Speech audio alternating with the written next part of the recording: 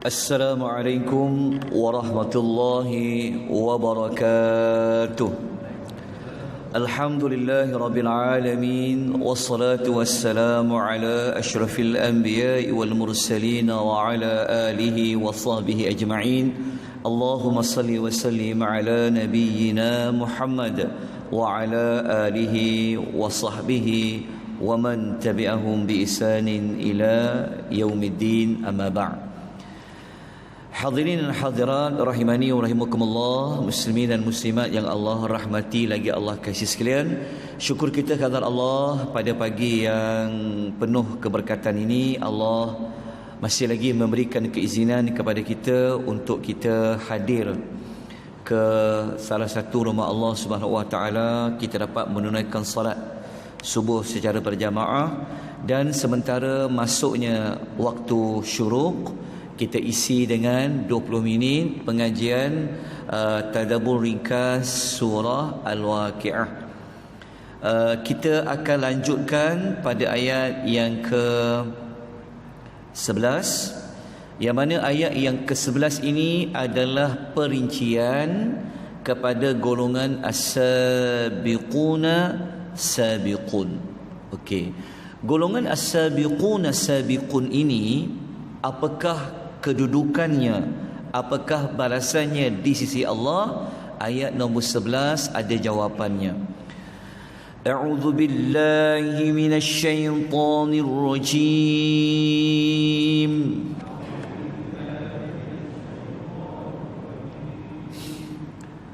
Ulaikal muqarrabun.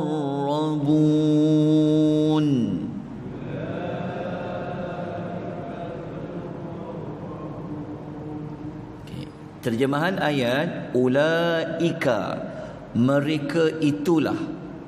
Mereka di situ merujuk kepada as-sabiquna sabiqun, iaitu pada ayat yang sebelumnya, ayat ke-10. Allah kata as-sabiquna sabiqun, mereka itulah al-muqarrabun, orang yang didekatkan kedudukannya di sisi Allah Subhanahu wa taala. Okey. Ayat ini menariknya ada lagi kedalamannya. Maksudnya begini. Ayat ini kalau kita rujuk dalam surah Al-Baqarah contohnya. Ini ayat yang kelima yang bawah tu, wa ulaika humul muflihun. Okey. Ayat tadi, kalau ayat itu biasa digunakan, dia perlu ada hum sebelum al-muqarrabun. Faham tak maksudnya? Sepatutnya ayat tadi itu ulaika humul muqarrabun. Seperti mana Allah pernah gunakan dekat ayat surah Al-Baqarah ayat 5, wa ulaika humul muflihun. Dekat maksudnya ayat itu Allah tak letakkan humu. Dia terus bunyi apa? Ulaikal muqarrabun. Allah tak nak letak hum tu. Kenapa? Ini dipanggil kehalusan ayat tu. Kalau ada hum, dia seperti menjarakkan antara ulaika dengan al-muqarrabun. Al-muqarrabun didekatkan tu dekat dengan siapa? Dekat dengan Allah. Jadi kalau ada hum dekat tengah dia, seolahnya macam ada jarak antara mereka itu dengan yang didekatkan. So Allah Ta'ala nak kata mereka ni sangat dekat, maka tak perlulah letak kalimah humu. Boleh faham tak maksud dia? Maksudnya Allah ni nak bagi tahu betapa dekatnya mereka dengan Allah, maka tak perlu letak kalimah hum sebelum al-muqarrabun. Jelas tak tuan? Inilah dia panggil, kalau kita belajar faham ayat Quran, setiap kalimah, baik kalimah tu ada sesuatu yang ingin Allah sampaikan.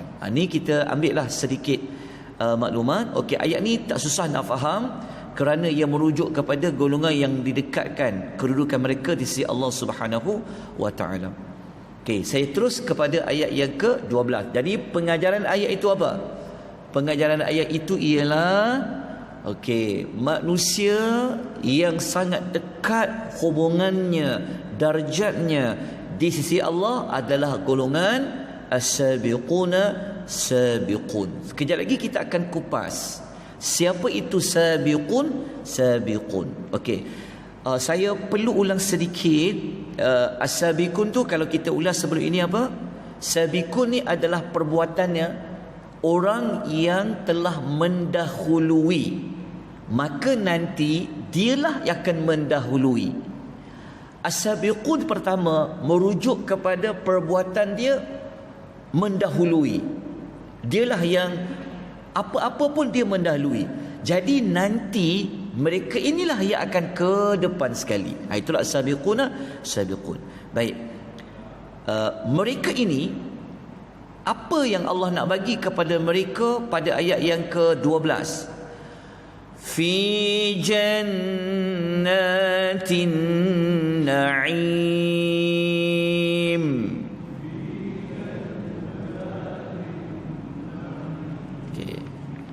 Mereka yang didekatkan hubungan itu dengan Allah, mereka akan berada dalam jannatin, syurga. Yang sifat syurga itu an-na'im, penuh dengan pelbagai kenikmatan. Rakaat kedua tadi, waktu kita mendengar imam membaca surah Al-Insan, ingat tak ayat yang Tuhan kata apa? Summa ra'aita, kita melihat apa? Ra'aita na'iman wa summa ra'aita na'iman wa mulkan kabira. Allah bagi tahu syurga ini kamu akan dapati di dalam dia pelbagai na'iman, pelbagai nikmat, samalah macam fi jannatin na'im. Perkataan an-na'im perkataan an-na'im kalau jumpa dalam Quran, ia memang merujuk kepada syurga. Begini. An-na'im maknanya apa? Nikmat. Kalau satu nikmat disebut apa? Disebut ni'mah. Dalam Quran ada beza penggunaan perkataan ni'mah dengan ni'mat. Pernah jumpa ayat ni'mah dengan ni'mat? Dan Allah juga guna an-na'im. Kadang-kadang an-na'im. An-na'im. Apa beza dia? Mudah je ingat. Kalau dalam Quran Allah guna ni'mah ataupun ni'mat, itu merujuk kepada nikmat dunia. Tapi kalau Allah guna an-na'im dalam Quran, setakat yang dapat dapatan saya mengikut kepada bacaan dan sebagainya, memang an-na'im para ulama kata dia merujuk kepada nikmat syurga. Itu dia beza dia. An-na'im ini adalah merupakan salah satu daripada sifat pada syurga. An-na'im. Syurga ni dia ada banyak ciri-ciri syurga. Nombor satu, syurga itu adalah sifatnya jannatin na'im, yang penuh kenikmatan. Kalau tuan masih ingat, syurga ini juga kadang-kadang Allah panggil dia dengan jannatul ma'wa. Ada juga kadang-kadang Allah panggil syurga ni dengan jannatul khuldi. Pernah dengar? Kadang-kadang Allah panggil syurga ni dengan jannatun aden. Syurga ni sebenarnya dia satu, tetapi ciri syurga tu kadang-kadang Allah panggil an-na'im. Contohnya ayat ini. Kadang-kadang Tuhan panggil al-khuldi, iaitu syurga yang kekal. Kadang-kadang Allah panggil al-ma'wa. Kadang-kadang Allah panggil adn. Kadang-kadang Allah panggil al-firdaus. Itu sekadar maklumat tambahan. Okey, Jannatun Na'im ni adalah merupakan di antara doa Nabi Allah Ibrahim. Nabi Allah Ibrahim, kalau kita rujuk dalam surah Asy-Syu'ara ayat surah Asy-Syu'ara surah yang ke-26 ayat 85, muka surat 371. Kita buka muka surat 371, ayat yang atas sekali tu, baris pertama tu, tentu akan jumpa Nabi Allah Ibrahim. Dia pernah doa kepada Allah, waj'alni min warasati jannatin na'im. Nabi Ibrahim pernah doa, berilah kepada beliau mewarisi syurga yang penuh dengan kenikmatan. Okey, itu pelajaran kita pada pagi ini, iaitu ayat yang ke-12. Pengajaran dia apa? Syurga itu kalau kita masuk di dalamnya penuh dengan kenikmatan. Okey, kita lanjutkan lagi, terus pergi kepada perbincangan kita. Siapakah golongan as-sabiqun as-sabiqun ini? Macam nak cari jawapan dia? Cuba perhatikan baik-baik. Nampak tak? Kena beli TV besar sikit ni. Baik, nampak ya, as-sabiqun. Begini, dalam surah Al-Waqi'ah, kalau kita buat perbandingan, dia sama teknik macam surah Rahman tak? Okey, as-sabiqun as-sabiqun ni Allah cerita mula ayat nombor berapa? Ayat nombor 10, dan dia akan tamat pada ayat nombor 24. Maknanya kita belajar ni sampailah minggu depan ni, sampai yang hari berikutnya kita belajar as-sabiqun je, apa nikmat dia dapat dalam syurga. Okey, sampai ayat 24. Selepas ayat nombor 24, bukan sampai 24, ada lagi huraian dia. Lepas tu masuk golongan kanan. Okey, ashabul yamin. Nampak tak perbezaan? Wasabiqun dengan ashabul yamin. Okey, ketika mana Allah menyebutkan golongan kanan, Allah tidak sebut apa amal mereka. Allah tak sebut. Nanti dekat dalam satu Waqi'ah kita akan jumpa Allah memang tak sebut secara spesifik apa amal as-sabiqun, apa amal golongan kanan. Jadi kita nak cari apa amalan golongan sabiqun ni, memang Allah tak cerita. Cuma ada satu isyarat pada ayat nombor 24, iaitu ayat berbunyi jazaa'am bima kanu ya'malun. Tadi pun ada surah Insan, betul tak? Allah sebut jazaan, wa kana sa'yukum mashkura. Kalau jumpa jaza ni maknanya balasan.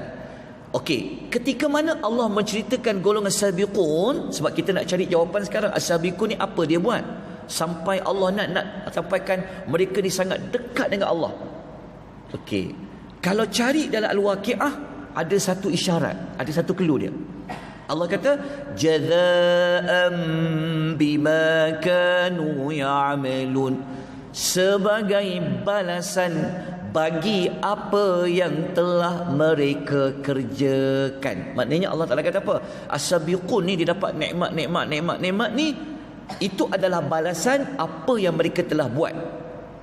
Tetapi ketika Allah ceritakan golongan kanan, Allah tak sebut pun balasan apa yang mereka telah buat. Sebab apa?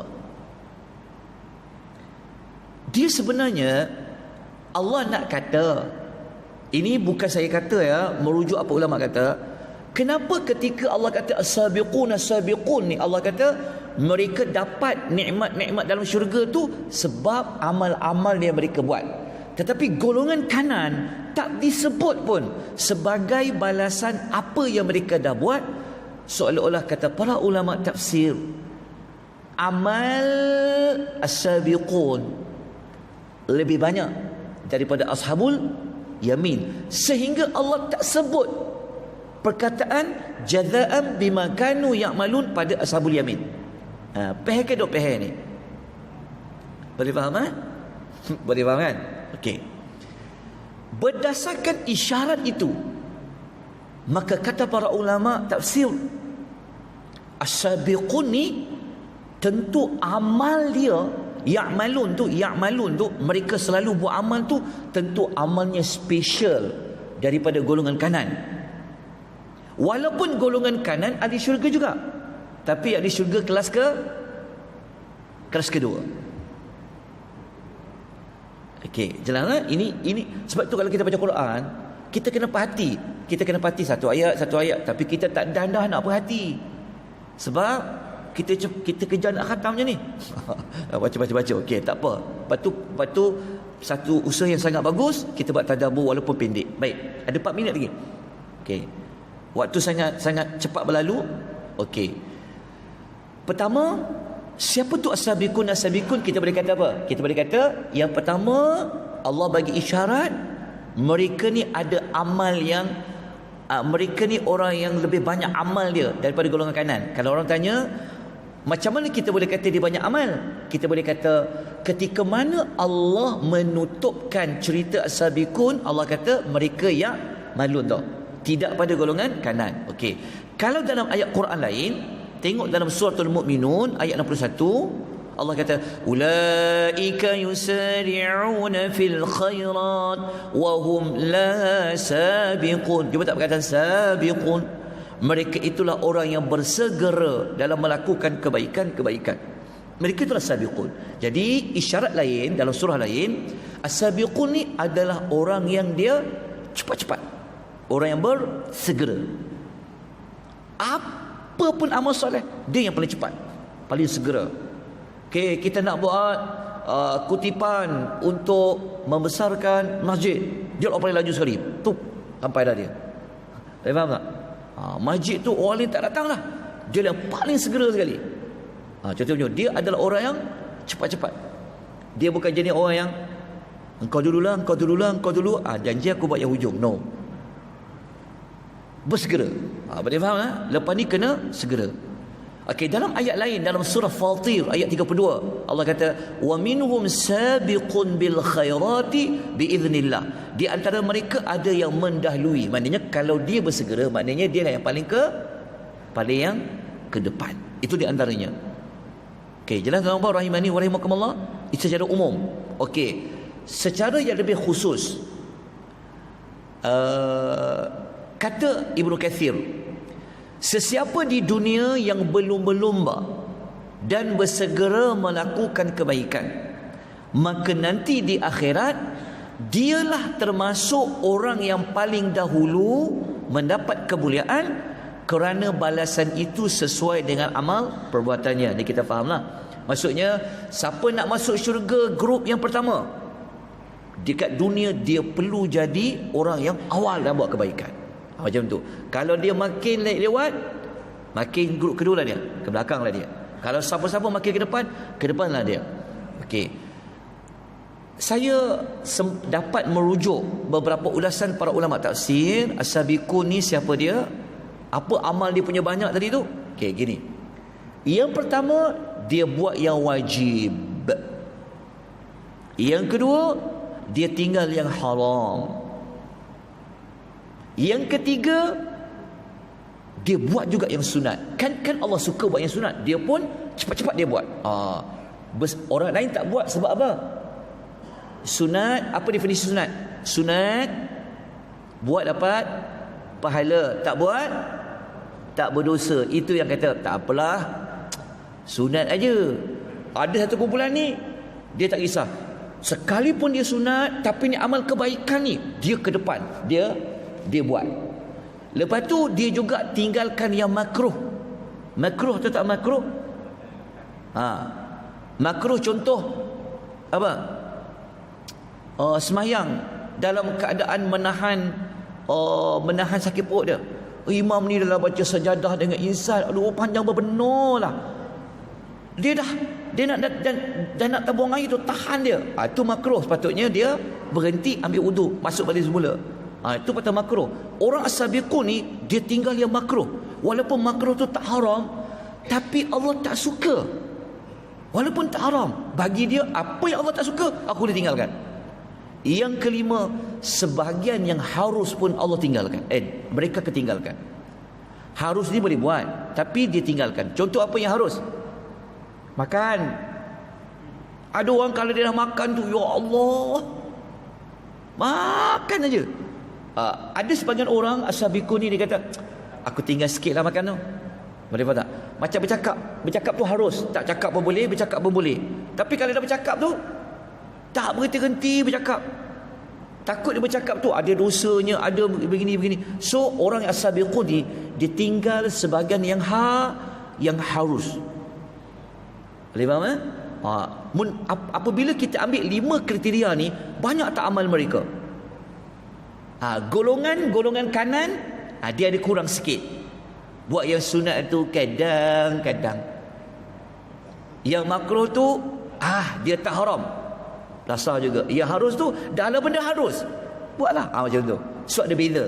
Jadi perbezaan amal-amal ini ditunjukkan oleh Allah pada isyarat ayat jazaa'an bima kanu ya'malun. Okey, jelas tuan-tuan rahimani wa rahimakumullah. Insya-Allah nanti kita akan sambung lagi pada minggu berikutnya. Kita nak bincang berapa ramai golongan as-sabiqun ini. Insya-Allah pada kuliah akan datang. Okey, kita dah 21 minit, 22 minit. Minta maaf lebih 2 minit. Insya-Allah kita jumpa lagi pada minggu yang berikutnya. Moga-moga Allah memberikan kita rahmatnya, memberikan cahaya di dalam hati-hati kita. Allah memberikan Quran ini sebagai keberkatan dalam hidup kita. Moga-moga kita layak mendapat syafaat Al-Quranul Karim. Aqulu qouli hadza wa astaghfirullahal azim wa billahi taufiq wal hidayah. Wassalamu alaikum warahmatullahi wabarakatuh. Subhanakallahumma bihamdika asyhadu an la ilaha illa anta astaghfiruka wa atubu ilaik. Wal 'asr innal insana lafi khusr illa alladhina amanu wa 'amilus salihat wa tawassaw bil haqqi.